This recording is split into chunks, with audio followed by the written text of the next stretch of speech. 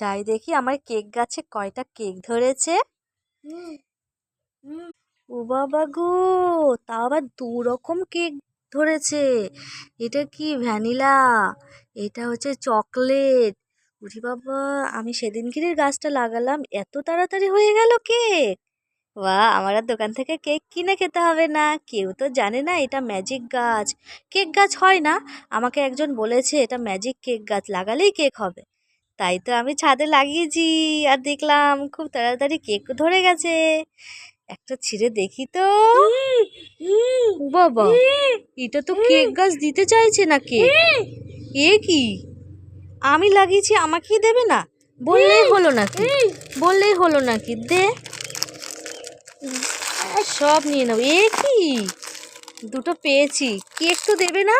আমি মালিক, আমি মালিক, দাও। হ্যাঁ।